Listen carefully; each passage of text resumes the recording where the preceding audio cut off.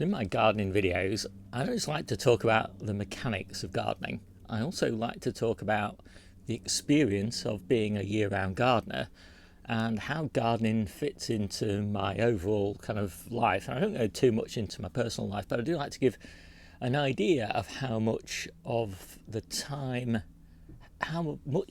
gardening takes out of my kind of busy week. So in this video, what I wanted to do was talk about the whole year and break it up into the seasons and talk about kind of what my gardening life primarily is like in each of those seasons. So we'll start off with winter. And in winter, I do very little actual kind of what you'd think of as gardening. Mostly I'm harvesting. And so in summer and autumn, I've been doing quite a lot of work to make sure that all the growing of what I'm going to eat in winter has pretty much been done. And so all I'm doing really is making sure the crops are protected from the weather and the pests, and making sure that I'm managing the amount that I harvest so that I don't run out of anything. But I'm also working through and trying to find every little job on the allotment and in the kitchen garden that I can think of to minimise the amount of work that I'm going to have to do in spring and summer. And that's pretty important because my spring and summer are pretty busy and my winters are pretty relaxed. So anything that I can find really that gets me out of the house into the fresh air, doing something nice and productive in winter, that's what you'll find me doing. And of course, even then, I'm still probably only managing to find 7 to 10 hours a week worth of work to do on the allotment and in the kitchen garden. And so the rest of the time, I'm hiking and cycling, apart from when the weather's really bad and I'm stuck inside. And that's when I'm doing the most important winter job of all. And that is figuring out my plans for the coming year, figuring out how I'm going to kind of achieve my perennial objective, which is to grow as much or more food with less effort than I did in the previous year, because I'm getting older and getting busier as the years go on.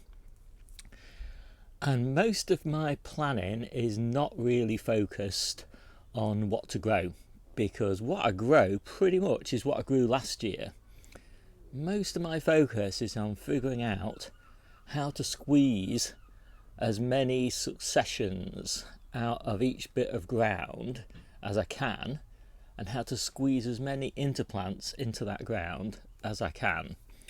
And I do that partly so that I can get the biggest yield, but also I'm trying to compress my kind of annual gardening space down to a smaller amount to make more room for some of the less productive perennials that I'm looking to grow.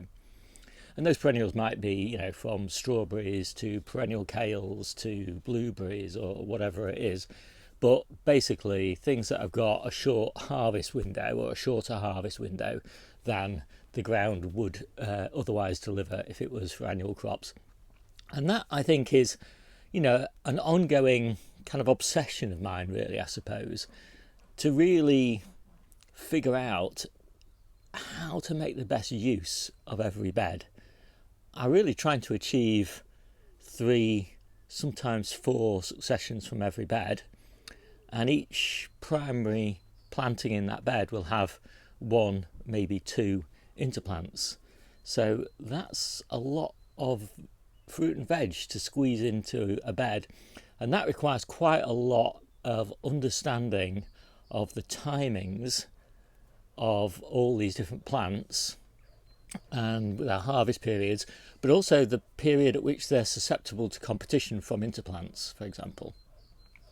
So anyway, I'm always trying to figure that out, and I'm also trying to make sure that my harvest volume is fairly consistent from week to week, really, month to month. And I try to do that, and the way I try to do that is we have this big table in the kitchen, and we just try to fill that table. Sometimes we have multiple layers of food on that table, but pretty much that's the focus, is just fill that table. Maybe, as I say, it'll be mountain high full, but try and fill that table every month. And I'm getting better at that. I'm trying to make sure that I don't really have gluts and shortages. Anyway, I think that's pretty much winter. So unlike a lot of year-round gardeners, when it comes to spring, I try to get most of my winter crops harvested and all my beds replanted into the February, early March time with all my favourite spring crops. Now, if you were a market gardener, you wouldn't do that, because what you'd want to do is just grow a huge amount of lettuce and a huge amount of spinach and a huge amount of salad onions, for example. But I don't need a huge amount of lettuce, salad and lettuce, salad, onions and spinach. I don't need all of that. So, the volumes that I needed in winter were maybe 2, maybe 3 times as great as the volume that I need in spring, because everything's growing so fast in spring.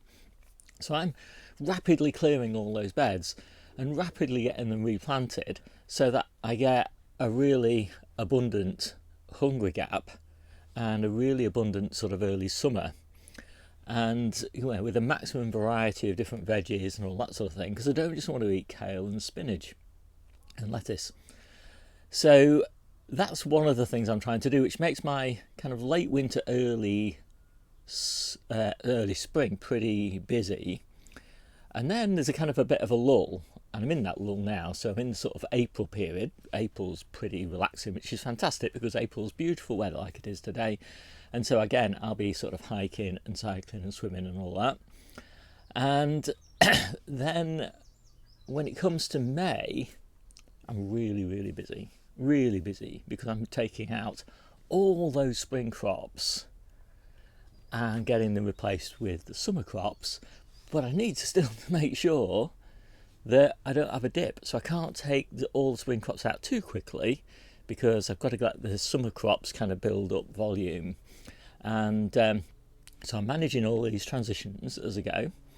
But I'm pretty practiced at it. I've been gardening now for 7 years, so I'm pretty... I've got a pretty good intuition about these things, and I'm trying to capture that intuition and turn it into a kind of reproducible system. And that means gathering a lot of data in my database and building kind of well practiced successions that I know will work from year to year, and as I say, well practiced interplants that I know will work from year to year. And so I'm kind of just like picking from a menu, and there's, for each bed type, there's maybe 3 or 4 menus that are appropriate for that, and I'm just switching between them in a sort of poor man's crop rotation, because I can't do a rich man's crop rotation because I don't have enough space. I grow far too many things, far too many varieties, far too many interplants. It's just a complete mess, when it comes to, trying to make sure that I've got 3 years between planting brassicas in a bed or something like that. I just can't achieve that.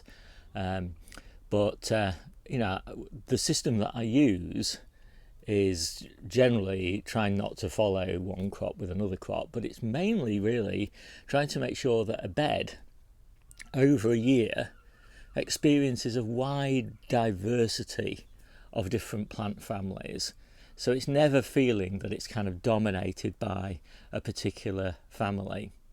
Now, I can't always do that, because sometimes my main crop brassica bed, like maybe the main crop purple sprouting broccoli bed, it would be a great example.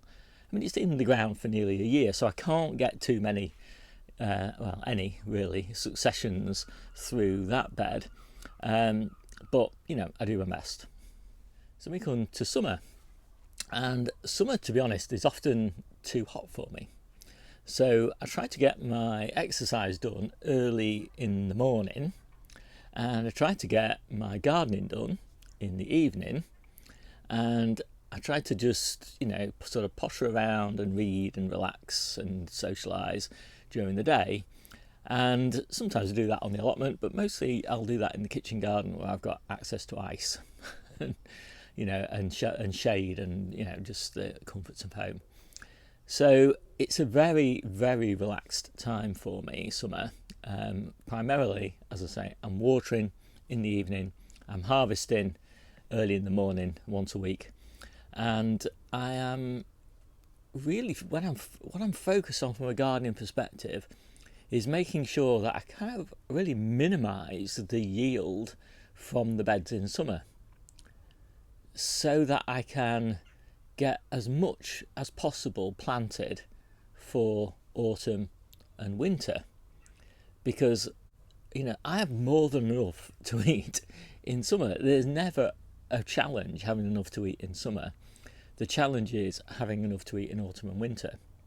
So I'm really careful to make sure that I don't have ridiculous amounts of anything planted in summer. I want small beds of things full of the summer crops, but I want big beds of onions, I want big beds of carrots, I want big beds of beetroot, big beds of colettes, big beds of sprouts, big beds of purple sprouting broccoli, all of those sorts of things. All of those not going to be harvested until autumn, winter, and in case of the purple sprouting broccoli, some of it in spring. So, when I look around my summer garden, maybe 2/3 of it is actually planted for, as I say, autumn, winter and spring. Very little of it is actually there for the summer harvest.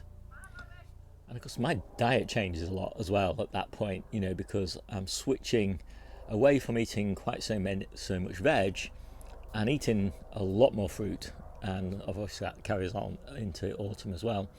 So I do try to eat seasonally as well, and although I kind of extend the seasons a little bit, I'm primarily growing crops that are optimized for that season. I'm not trying, but sometimes the season in the polytunnel might be kind of a couple of months further ahead or further behind than the season outside. So the plants are effectively still experiencing their optimum conditions for the environment that they're growing in. I'm not trying to grow, for example, tomatoes in winter, because I think they just taste horrible.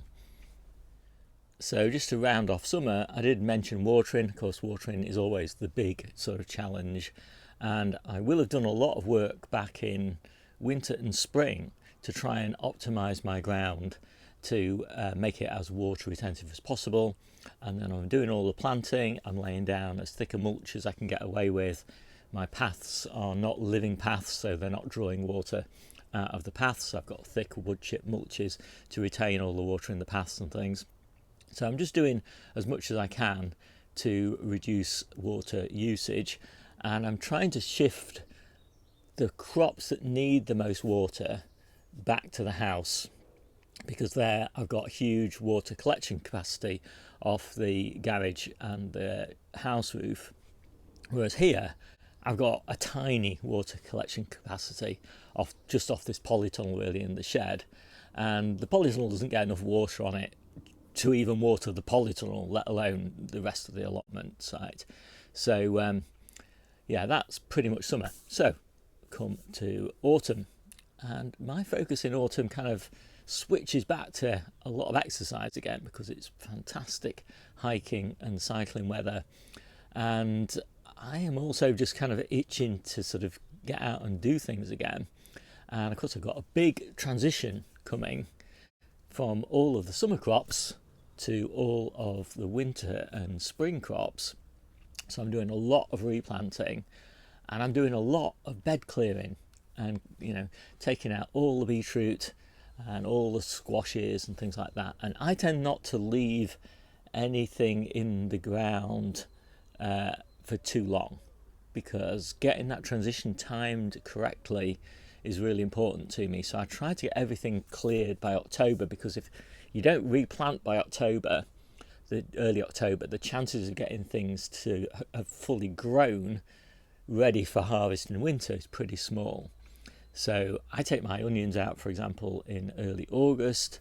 I take my beetroot out in sort of the end of September, early October. I take all my squashes out early October. I even cut my asparagus down because it casts too much shade in October, because by then the sun has dropped down below the level of the asparagus and any beds in its shade are basically getting no sun. In summer they actually like the shade, but when we get into sort of late autumn and winter, the asparagus has gone. So I am very focused and very disciplined about that transition, because that is the transition where timing is absolutely critical. The transition from winter to spring crops and from spring to summer crops, those timings don't really matter very much, provided you don't get them too early. But that transition to the winter and spring crops, the timing is absolutely critical. And you could just be 2 weeks out and your plants will just not be sort of ready or strong enough by the time you get to winter. So yeah, but it's also pretty rainy for me then, and so that's when I tend to do a lot of writing in my ebook, because all the experience of winter, spring and summer is kind of still fresh in my mind, and so I'm kind of always excited to get what I've learnt from that previous year down onto paper, and to kind of structure my thoughts and plans for the following year in the book as well. So that, I think, is pretty much my gardening year. Hope it was interesting. My name's Steve. This is the Seaside Kitchen Garden and Allotment channel, and I'll see you soon.